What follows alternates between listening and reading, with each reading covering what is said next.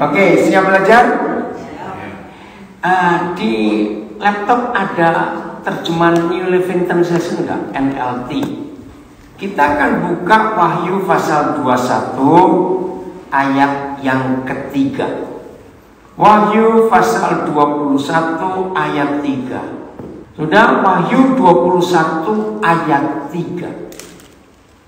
Pagi-pagi tadi saya dapat berita dari anak saya di Sydney. Di sebuah suburb di utara Brisbane, kota Brisbane, ada demo. Aneh ya? Yang demo bukan orang Islam, bukan FPI, tapi orang-orang Australia kulit putih, melarang pembangunan gedung gereja di daerah mereka. Aneh kan? Lalu saya cek ke anak saya di Brisbane. Betul nggak berita ini? Betul, lagi ramai. Kenapa? Ya, jawabannya mengagetkan. Sejak kasus Hillsong, maka orang Australia nggak percaya, sebagian nggak percaya dengan institusi gereja yang disebut the power of making money. Jadi demonya bukan karena Kristennya, tapi karena motivasi yang salah. Dan memang saudara, kalau akhir-akhir ini kita mau jujur, bagi orang yang skeptik, betul? Tiap kali mendengar kata gereja, langsung konotasinya cari duit. Loh, betul atau tidak? Dan dunia mengakui itu. Dan ini menyedihkan. Di Australia ada demo menentang pembangunan gereja. Nah, ayat ini akan menolong kita. Oh, nggak ada NLT-nya. Nggak ada. Nggak apa-apa. Coba yang punya NLT dibuka. Ada satu kata penting ya. Saya baca Indonesianya. Lalu aku mendengar suara yang nyaring dari tahta itu berkata, lihatlah kemah Tuhan. Nah, NLT menulis God's home. Lu keren gak sekarang? Jadi gereja itu God's home, rumah Tuhan.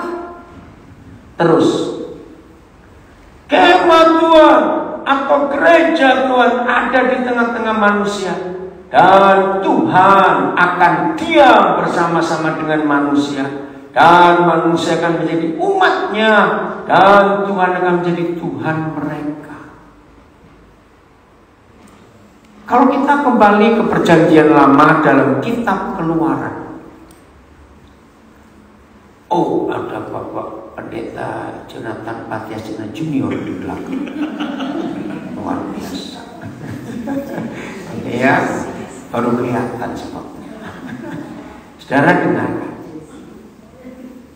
Kalau kita baca kitab Keluaran, ada berapa malapetaka yang Tuhan hadirkan untuk Mesir, baru Firaun bisa melepaskan. Berapa? Salah awas. Saya lupa sih. Sekolah minggu. Ayo, ada berapa tulah, ada berapa malapetaka yang dijadi? 10. Iya, 10 gitu aja cukup belajar. Terus 10 gitu. Iya, tapi jawabnya itu mas. Enggak. Maaf ya, dari dulu saya begitu memang dengan ibu saya ini. Saya bukan saya marah ya. Lihat, intinya mengapa Tuhan ingin Israel bebas dari Mesir. Kalau saudara baca dengan teliti, ada kata yang sama, supaya mereka bisa beribadah dengan aku di padang gurun itu. Nah, lalu kalimat yang tegas yang Tuhan katakan lewat Musa kepada Firaun, supaya mereka membangun tempat kudus bagiku, karena aku ingin diam bersama umatku. Saudara, gereja harus kembali kepada hakikat pertama gereja itu dilahirkan oleh Tuhan Yesus. Apa esensi gereja yang sesungguhnya? Bukan Sunday service, bukan belajar doktrin teologi yang tertentu, bukan debat antar doktrin, tidak. Bukan bicara tentang baptisan, pemberkatan nikah, penyerahan anak dan seterusnya, bukan. Jadi menurut Keluaran dan Wahyu 21 ini, hakikat atau inti atau esensi gereja adalah Tuhan gak betah di surga sendirian. Dia kangen manusia dan dia ingin pindah dengan manusia di dunia. Kok cuma Pak Sim yang ngamen? Dikangenin Tuhan gak rasa? Terlalu betul ini Lo betul gak tentu rindu. Maka itu ada suara yang nyaring dari tahta itu berkata, lihatlah God's own. Nah, ada beberapa terjemahan lain dong, hilang mana ayatnya. Yang saya temukan kata ini ya, lihat ayat ini. Kemah Tuhan God's home ada di tengah-tengah manusia dan ia akan diam bersama-sama dengan mereka. Satu terjemahan apa? Ditulis dan Tuhan berdomisili di dunia. Ngerti kata domisili? Pindah dan tinggal. Nah, lalu surganya bagaimana? Nah, ini kerinduan Tuhan atas kita. Maka itu, maaf, saya tidak bermaksud apa-apa dengan agama-agama lain, tapi saya ingin saudara mengerti. Siapa yang ingat, hampir semua agama kecuali Kristen, kalau saya nggak berkata semua agama selain Kristen, Tuhan mereka pasti pesan kepada umatnya untuk dibuatkan rumah-rumahan. Lu ngerti nggak maksud? Bahkan ada satu agama rumah tuanya jauh sekali, orang mesti ke sana. Ngerti? Tapi kekristenan adalah satu-satunya agama, kalau saya bicara tentang agama, yang Tuhannya nggak pernah minta untuk dibuatkan rumah atau rumah-rumah. Sebab rumahnya adalah, tidak tahukah kamu bahwa tubuh kita itu rumahnya. Nah, ini masalah. Siapa masih ingat ada berapa gereja tertentu, berapa pendeta tertentu, berapa tahun yang lalu, khotbahnya kuat, percaya saudara, bait suci akan dibangun kembali di Yerusalem. Dengar ya, berapa tahun yang lalu. Nah, waktu saya dengar khotbah-khotbah seperti itu, saya berkata kepada mereka, nggak mungkin. Loh, kenapa nggak mungkin? Ada dua alasan. Alasan pertama, Tuhan Yesus pernah berkata di Matius 24 waktu dia meratapi Yerusalem, tidak akan ada batu yang satu tersusun di atas batu yang lain. Yang ngomong Tuhan Yesus. Tapi itu firman. Ayo kita mikir. Secara kekuatan finansial, orang Yahudi sanggup gak bangun lagi? Lu jawab, sanggup tidak? Sangat, mereka kaya. Dua, secara intelektual dan otoritas, mampu gak mereka dirikan bangunan itu? Kenapa gak jadi sampai hari ini? Karena memang Tuhan gak mau. Alasan kedua, mengapa gedung itu gak jadi-jadi sampai hari ini? Ya karena Papa nggak mau dikotakin dalam rumah buatan manusia. Betul tidak? Sebab dia sudah punya rumah yang hidup, yaitu siapa? Tubuh kita ini. Ini rumah Tuhan. Yesaya 66 ayat 1. Kita lihat. Yesaya 66 ayat 1. Jelas sekali firman ini. Beginilah firman Yahweh. Langit adalah apanya? My throne. Maaf, ini logika anak-anak. karena saya pernah jadi guru sekolah minggu. Oh, kalau langit itu kursinya Tuhan, lalu Tuhan segede apa? Itu anak-anak bertanya. Saya bilang gede sekali. Karena makanya itu jadi guru sekolah minggu itu untungnya besar, dapat banyak pengenalan Tuhan. Nah, satu kali ada seorang anak yang tanya, "Oh, apa artinya Tuhan Maha Kuasa?" Jujur, mudah kok susah jelaskan pada anak-anak tentang Tuhan Maha Kuasa. Susah.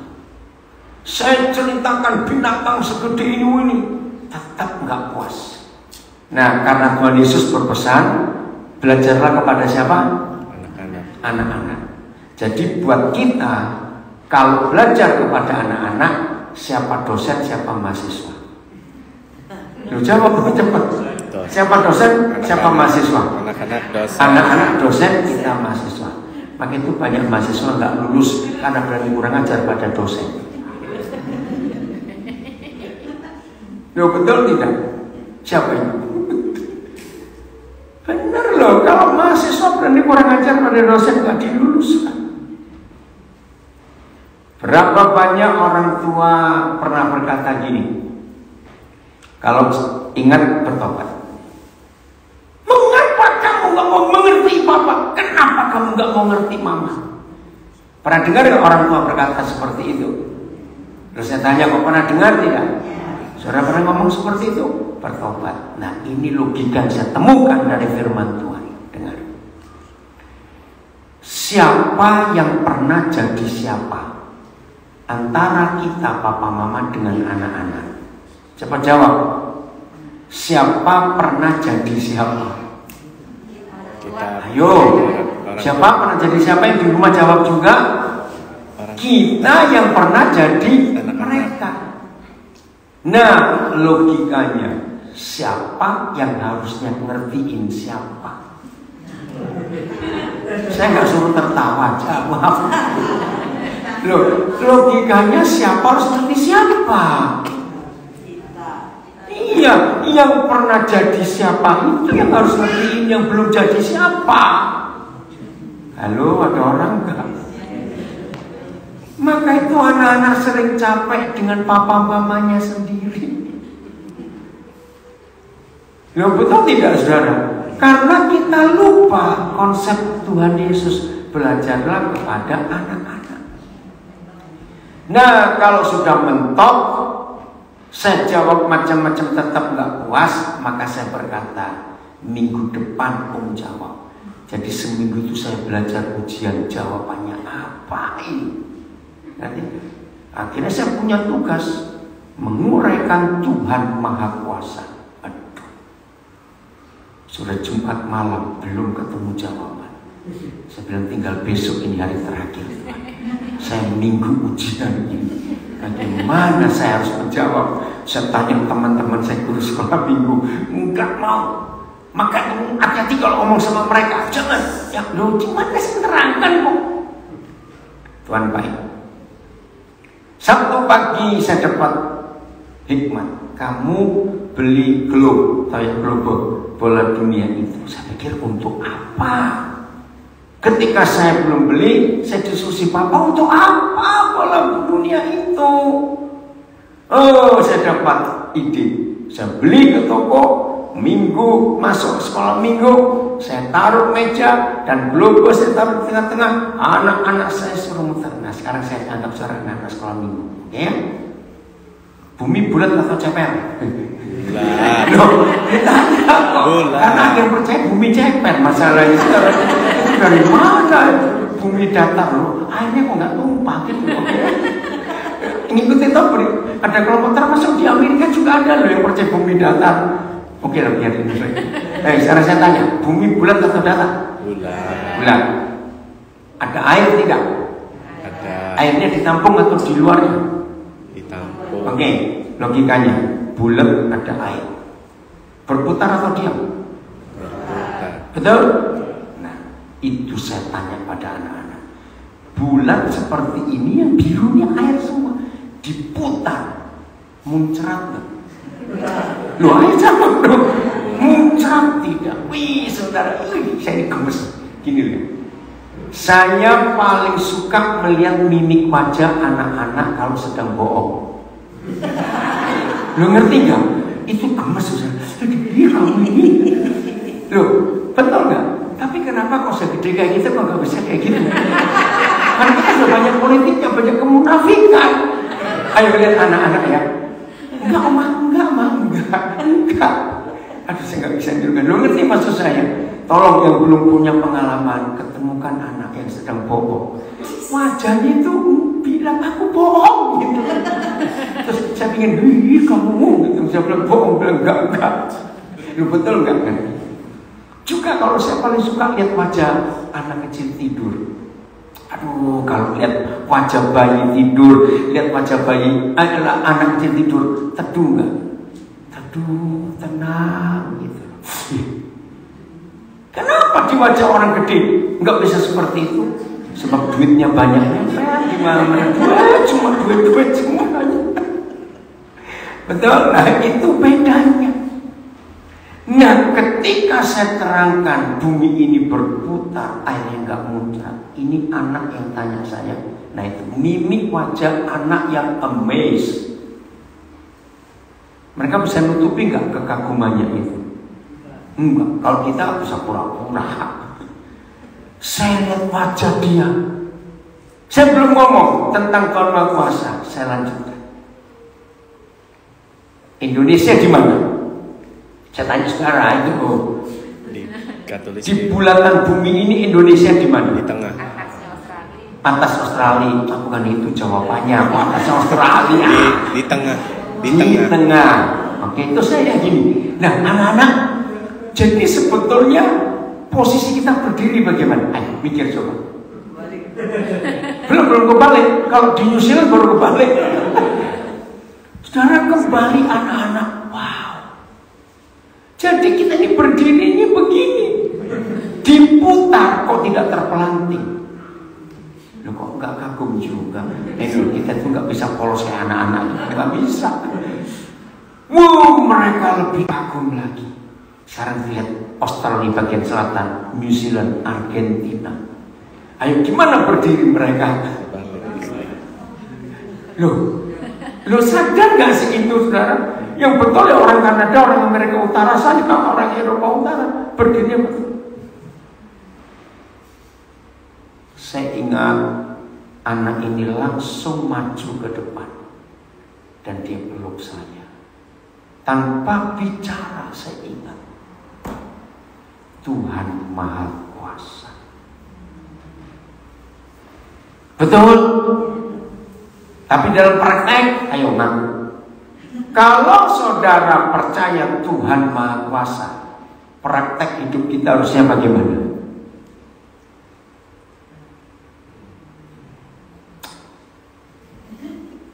Kalau kita percaya Tuhan Maha Kuasa, jadi praktek dalam hidup kita itu, oke, saya beri contoh. Takut? Loh, takut? Jawab dong. Enggak gitu, sudah sekali.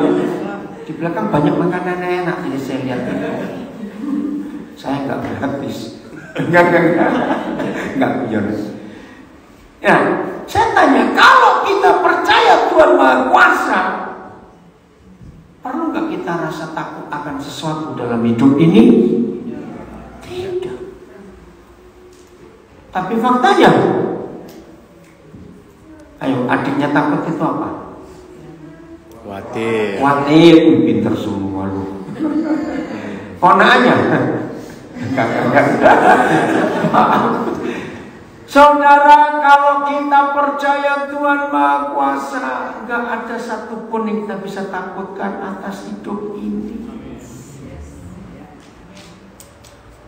Kami berangkat hari Rabu kemarin, langsung Jakarta Melbourne. Nah, ini anehnya Australia. Walaupun istri saya itu paspor Kanada, tapi masuk Australia tetap harus pakai visa. Nah, apply, ternyata kami lupa kalau ada 2 Senin libur besar, Easter Monday dengan Tencent. Exactly the next week. Betul enggak? 18 dan 25. Nah, itu kami gak perhitungkan. Wah, Selasa sudah tanya, bagaimana ini? Visa belum keluar. Ya bilang tenang, pastilah Tuhan tahu kok. Nah, terus gimana? Sudah tenang. Jadi kemarin itu Selasa malam atau Rabu pagi ya? Rabu pagi dapat email dari kedutaan, visanya approve. Ya udah langsung sorenya kami berangkat. Jadi nggak perlu ada yang ditakutkan. Saya lebih gila lagi. Ya, tanggal 8 Maret yang lalu saya harus berangkat ke Brisbane karena funeral Tante Elizabeth Bruxelles ini ya. Waduh, sampai tanggal 8 pagi visa belum ada kabar. Karena yang antri, saudara, kan baru buka Australia itu tanggal 20 berapa Februarinya itu. Nah, tapi pagi itu Roh Kudus sudah suruh saya siapkan kopermu. Ya udah, tanggal 8 pagi saya siap. Ini travel agent saya panik. Bagaimana belum ada kabar? Jam 1 belum ada kabar. Tapi koper saya sudah siap. Jam 14.20 telepon datang. Konen, visanya dia bro. Oke, langsung saya berangkat ke airport. Pesawatnya jam 7 malam. Bayangin. Wah, senangnya luar biasa. Begitu di perjalanan, ada berita anak saya yang nunggu di airport. Pak, harus PCR. Hah? Mana sempat? Mau bayar berapa saja. Tapi Tuhan bawa saya tenang. Nah, tanggal 7 saya itu baru berangkat dari Nabire. Sudah antigen. Saya tenang, saya nggak khawatir. Nah, begitu sampai check in, saya tanya ini bagaimana? Sampai airport sudah hampir 3:30, bukan itu 2:30 hampir. Oh, sekarang untuk masuk Australia cukup antigen. Puji Tuhan, saya tunjukkan yang kemarin. Oh, masih berlakukan 24 jam. Sayangkan, Tuhan itu luar biasa. Nah, kalau saudara dan saya percaya Tuhan Maha Kuasa, akan nampak dari sikap hidup. Amin. Tidak akan takut tentang apapun juga. Loh, betul tidak, saudara? Nah, inilah bukti Tuhan itu Maha Kuasa. Kita nggak boleh cuma ngomong di mulut, tapi harus kita nyatakan dalam hidup kita. Nah, kembali kepada topik kita. Jadi surga itu jadi sepi karena Tuhan pindah ke, loh, ayo dong, Tuhan pindah kemana? Ke dunia karena, loh, masa lupa. Dia pindah ke dunia karena dia kangen kita. He miss us. Karena enggak kata itu. Dan setelah kita adalah rumahnya, God's home, baru, oh ya, Wahyu 21 ayat 3. Ya, oke, belum, Yesaya, saya lupa belum selesai baca Yesaya 66. Beginilah firman Yahweh, langit adalah takhtaku dan bumi adalah tumpuan kakiku. Rumah apakah yang akan kamu dirikan bagiku? Dan tempat apakah yang akan menjadi perhentian? Jelas gak? Kalau Tuhan kita butuh nggak rumah bangunan manusia?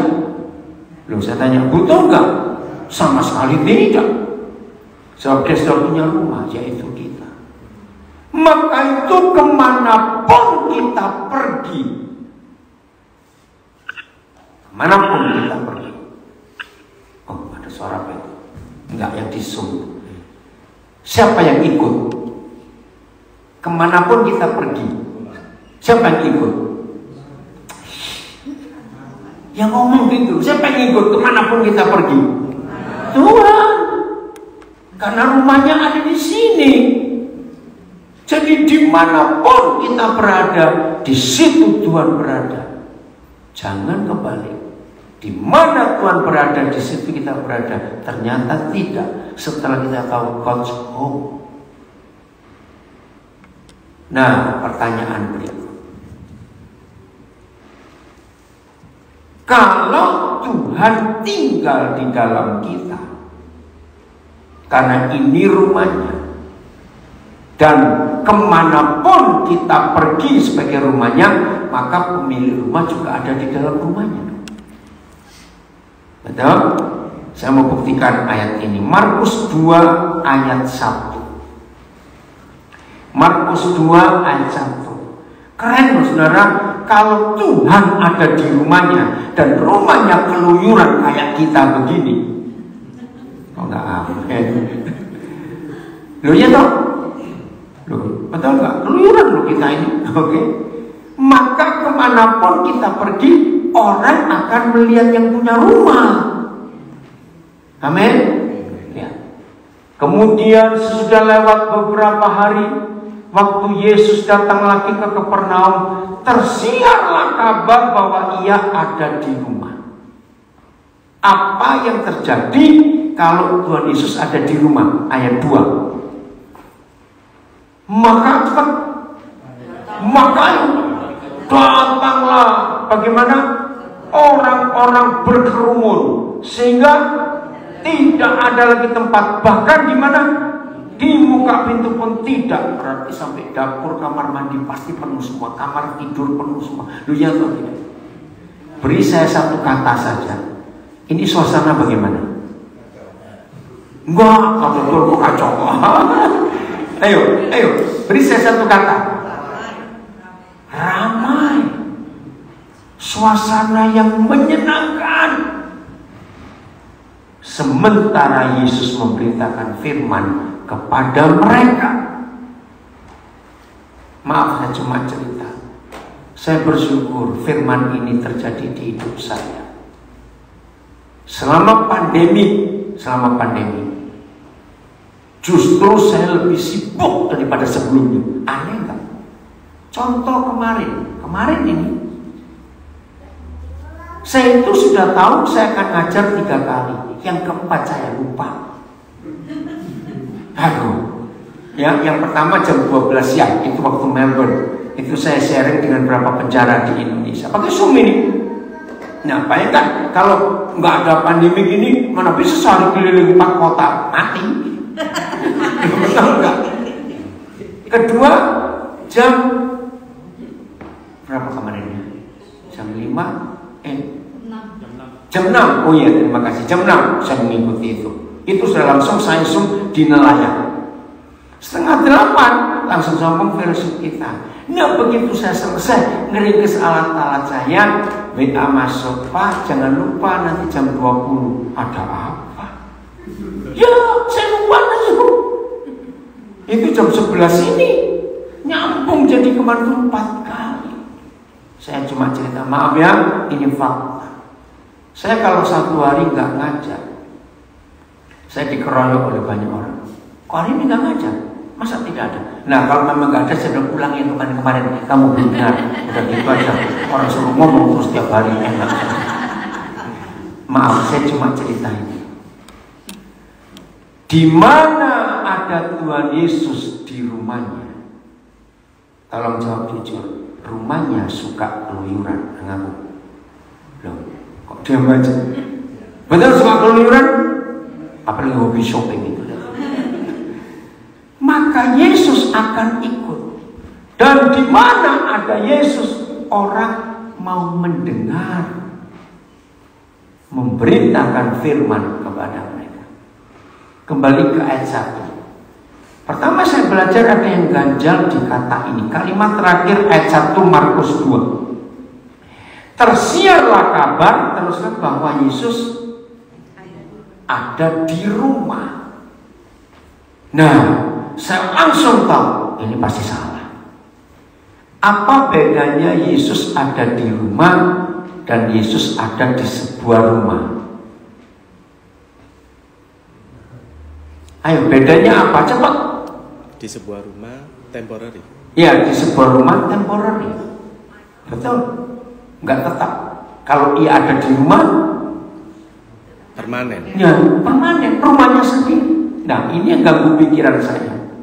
Kapan dia pernah beli rumah, kontrak rumah, pinjam rumah, sewa rumah? Loh, betul tidak? Lalu saya cari berapa terjemahan. Ternyata semuanya betul. Dia ada di rumah. Coba lihat bahasa Inggrisnya. Bukan ada di sebuah rumah, di rumah. Nah, kapan dia punya rumah? Bahasa Inggrisnya bilang apa? Ayo. Sorry, bahasa Inggris cepetan. Hilang di Australia, Indonesia nggak becus, Inggrisnya. Indonesia lupa, Inggrisnya becus atau apa? Iya. People heard that he had come home. Come home. Terjemahan apa itu? NIV. Yang lain, saya pakai versi apa? He was back home. He was back home. Ada lagi? He was at home. He was at home. He was in the house. Saudara, hari ini hari terakhir puasa. Orang pada mudik. Lalu salah seorang anak saya di Nabiri terdiri nulis tulisan kata pulang. Wih, keren sekali kata pulang itu. Tulisan bagus sekali tentang pulang. Ini anak saya di Nabiri, tadi pagi dia nulis kata pulang. Wih, luar biasa. Mudah-mudahan kamu ada satu ini ada papi mami di sini. Dan ya, kata pulang ini bagus. Saya mau bacakan agak panjang dikit. Nah, mana dia? Pulang. Di dunia ini tidak ada yang lebih menyenangkan, lebih berharga, lebih dirindukan, dan lebih-lebih lainnya yang bisa melebihi satu hal ini, yaitu bisa pulang. Betul tidak? Pulang. Terus. Pulang adalah satu-satunya kata paling ajaib dari seluruh kata yang pernah, sudah, dan akan ada di dunia ini. Mau bahasa dari suku bangsa manapun, pulang adalah kata paling ajaib. Mau buktinya? Ayo diingat baik-baik. Saat di sekolah, kata apa yang bisa mengubah suasana kelas membosankan jadi menyenangkan? Masih ingat? Enggak. Pinter semua. Oke. Kelas yang senyap menjadi riuh rendah. Jawabannya kata pulang. Ya, pulang bisa meledakkan energi siswa satu kelas secara serempak. Kecuali siswa yang sedang jatuh cinta dengan teman sekelasnya. Tidak mau pulang. Oke. Bukti lain kedahsyatan kata pulang bisa dilihat di tempat kerja. Setinggi apapun kedudukan, jabatan, kekuasaan, sebesar apapun gaji, semewah apapun fasilitas, seprestisius apapun pekerjaan, sebonafit apapun perusahaan, sebahagia-bahagianya orang kerja, tetap lebih berbahagia kalau bisa pulang. Kecuali orang yang sedang bermasalah dengan orang rumah. Satu lagi, kehebatan kata pulang bisa dibuktikan saat kita traveling. Seindah, sebagus, sehebat, semahal, dan seviral apapun tempat wisata, hotel, dan perjalanan kita, pada akhirnya tetap harus pulang. Sebab WC di rumah kita aja lebih enak diduduki daripada WC hotel. Oh, ada yang Amin. betul, dia pulang itu kan luar biasa. Rasanya tidak perlu lagi mencari bukti bahwa pulang adalah kata paling luar biasa. Tetapi jika masih perlu bukti, silakan cari sendiri. Di Indonesia setiap tahun selalu ada kehebohan terkait budaya pulang kampung yang kita kenal dengan mudik. Para perantau pasti tahu apapun jarak rumah, sesuai apapun rutenya, seberapa lama waktunya, dan sebesar apapun biayanya, semua itu tidak ada artinya jika dibandingkan dengan nikmatnya bisa pulang. Jika demikian, kenapa untuk pulang yang sesungguhnya dan hanya bisa dilakukan sekali seumur hidup justru menjadi masalah bagi sebagian orang? Pulang hanya sekali seumur hidup adalah kematian. Kenapa banyak orang yang takut, bingung, bertanya-tanya, ngeri terhadap kematian? Saya usah baca selanjutnya. Setuju? Pulang. Jadi kalau mendengar kata pulang harus ada apa? Bukan. Oh, belum betul nggak? Lah kalau pulang ada rumah terus mampir pohon. Gimana sih diajak ngomong ini? Bukan house, Bukan go to house, go home. Beda house dengan home itu. Nah, papa mama, mari kita jujur. A house bisa dibangun dengan uang. Betul atau salah? Mau punya uang berapa, mau model apa, material apa, silakan. Tapi a home hanya bisa dibangun oleh suami istri yang penuh pengampunan.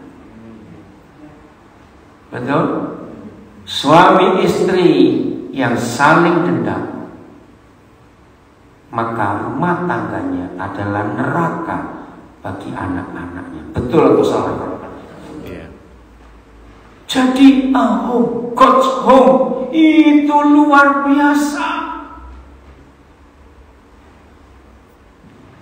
Maka itu hari ini cek diri kita. Di mana ada Yesus pulang ke rumahnya, he was back home. Selalu ada apa? Tadi itu saya baca. Ya ada apa? Keramaian, banyak orang datang. Maka dengan tegas yang memberikan judgment, wih orang Jepang.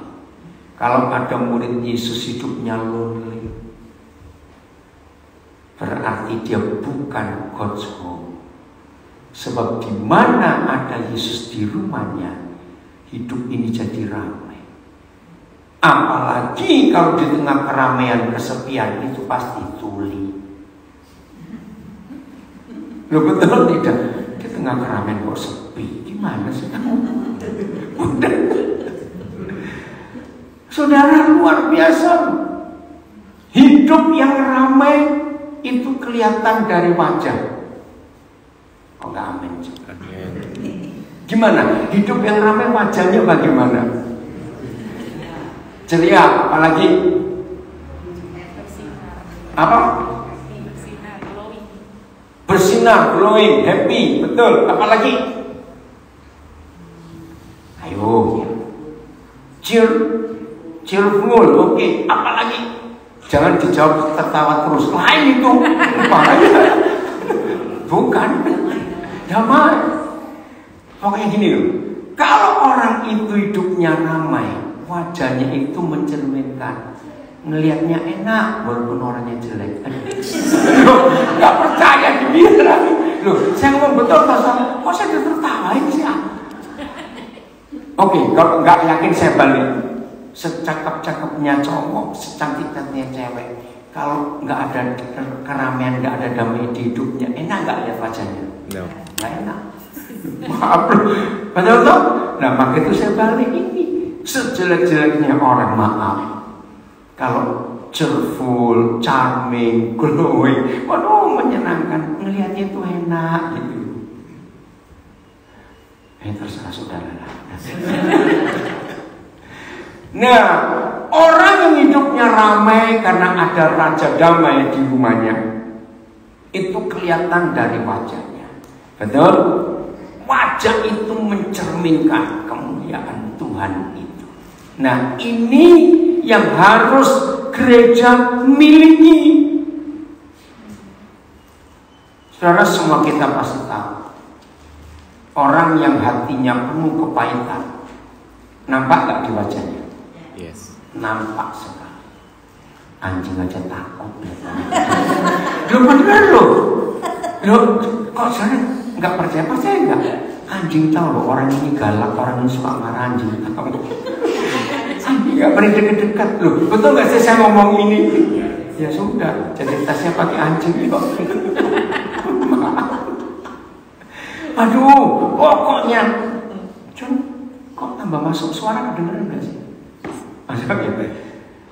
Kalau kita sebagai rumah Tuhan dan ada Yesus di rumahnya, hidup ini pasti ramai, menyenangkan. Maka itu saudara, ayo kita rubah konsep hidup ini, supaya dunia mengalami perubahan yang luar biasa. Setuju ya? Karena Tuhan itu rindu ada di rumahnya, maka kemuliaan Tuhan akan nyata. Ini loh yang kita kita mau pelajari. Bersyukur pandemi ini membuat manusia mulai menanyakan keberadaan Tuhan. Betul nggak? Manusia mulai menanyakan keberadaan Tuhan. Ini luar biasa. Filipus, masih bisa nggak ditayangkan narasinya Gusmus waktu pandemik itu, supaya saudara kita yang di Melbourne bisa tahu? Saya nangis sekarang. Kira-kira menjelang akhir 2020 ada seorang tokoh Muslim Indonesia, Gusmus, tokoh yang sangat dihormati, sudah lanjut umur. Dia merekam satu video pendek. Ini loh konsep gereja yang sesungguhnya. Bukan di sebuah gedung, betul? Tapi dalam kehidupan sehari-hari, supaya dunia bisa melihat Yesus. Terima kasih Tuhan. Biarlah mulai hari ini masing-masing kita menyadari siapa kita, rumah Tuhan. Vatikan sepi, Yerusalem sepi, tembok ratapan dipagari, Paskah tak pasti, Ka'bah ditutup, sholat Jumat dirumahkan, umroh batal, sholat tarawih Ramadan mungkin juga bakal sepi. Corona datang, seolah-olah membawa pesan bahwa ritual itu rapuh. Ritual itu rapuh. Bahwa hura-hura atas nama Tuhan itu semu. Hura-hura atas nama Tuhan itu semu. Bahwa simbol dan upacara itu banyak yang hanya menjadi topeng dan komoditi dagangan saja. Ketika corona datang, engkau dipaksa mencari Tuhan. Bukan di Basilika Santo Petrus, bukan di Ka'bah, bukan di dalam gereja, bukan di masjid, bukan di mimbar khutbah, bukan di majelis taklim, bukan dalam misa minggu, bukan pula dalam sholat Jumat, melainkan pada kesendirianmu, pada mulutmu yang terkunci, pada hakikat yang senyap, pada keheninganmu yang bermakna. Corona mengajarimu, Tuhan itu bukan melulu pada keramaian. Tuhan itu bukan melulu pada ritual. Tuhan itu ada pada jalan keputusasaanmu dengan dunia yang berpenyakit. Corona murnikan agama, bahwa tidak boleh ada yang tersisa kecuali Tuhan itu sendiri. Tak ada lagi indoktrinasi yang menjajah nalar. Tidak ada lagi sorak-sore memperdagangkan nama Tuhan. Datangi, temui, dan kenali Dia di dalam relung jiwa dan hati nuranimu sendiri.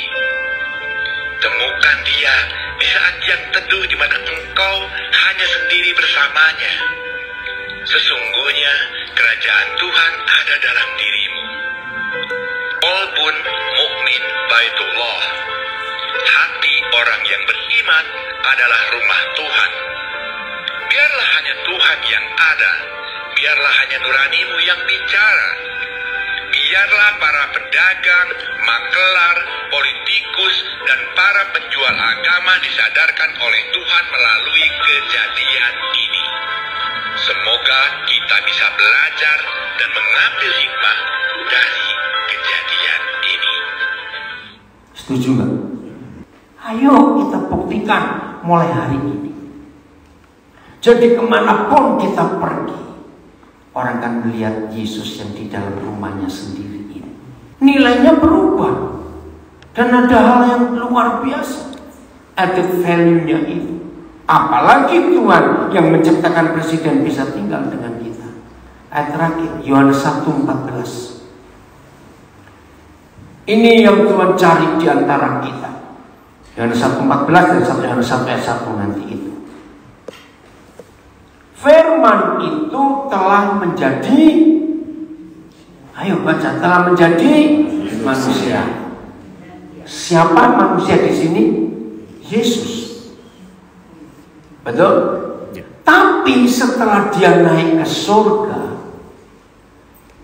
berubah dan diam di antara kita, dan kita telah melihat kemuliaannya. Nah, setelah dia naik ke surga, apakah di dunia nggak ada firman yang hidup lagi? Ada. Siapa? Nah, kita ini yang sampai hari ini masih ada diam di antara manusia-manusia. Wih, ini dahsyat sekali. Maka itu bersyukur dengan COVID-19 merubah konsep hidup manusia dalam bersekutu dan mencari Tuhan. Nggak ada kemunafikan lagi. Sebab sambil kita ibadah online, bisa nggak pakai baju, nggak ada yang marah. Oh, nggak, amin. Betul nggak? Mendengar firman sambil kecap-kecap nyemil. Maaf, pas lagi asik dengar khotbah panggilan alam datang, kan kita bawa HP ke WC. Lo betul tidak? Siapa yang larang? Betul saudara? Wah, ini luar biasa, nggak bisa munafik lagi. Yang pelit-pelit senang karena nggak perlu bayar taksi, bayar angkot di rumah saja. Saudara, inilah fakta. Nah, 1 Yohanes 1 ayat 1. Ayo, selesai ibadah ini, semua kita mengalami perubahan dalam hidup. Amin. Rumah Tuhan, God's home. Ya. Ayat 1. 1 Yohanes 1 ayat 1. Pelan-pelan. Apa yang telah ada sejak semula, yang telah kami dengar. Siapa itu? Pada mulanya adalah firman. Jadi sejak semula firman. 1 yang telah kami apa? Dengar. Ya wajar, firman didengarkan, itu kata-kata. Tapi nggak cukup sampai di situ. Yang telah kami lihat dengan mata kami. Nah, itu Yesus. Tapi ingat, setelah dia naik ke surga, siapa yang tinggal di dunia? Loh, kita nggak usah ragu-ragu. Berarti dunia bisa melihat firman nggak lewat kita? Bisa mendengar firman lewat kita. Dunia bisa melihat firman lewat kita. Yang ketiga, yang telah kami saksikan. Kalau saudara baca terjemahan lain, yang telah kami buktikan. Firman itu bisa dibuktikan karena ada mujizatnya, ada esensinya, ada kenyataannya. Amin. Tapi yang keempat ini cukup lama saya mengerti. Yang telah kami, yang telah kami raba dengan aneh. Hah? Firman diraba dengan tangan. Jawabannya, masih ingat ada seorang perempuan yang sakit, mungkin kanker ya, pendarahan 12 tahun masih. Kapan dia mengalami mujizat? Ketika dia menyentuh meraba ujung jubah lo. Saudara, ayo kita jujur. Setiap orang yang menjadi milik kepunyaan Bapa di surga, menjadi murid-murid Tuhan Yesus. Berarti hidup orang itu adalah apa?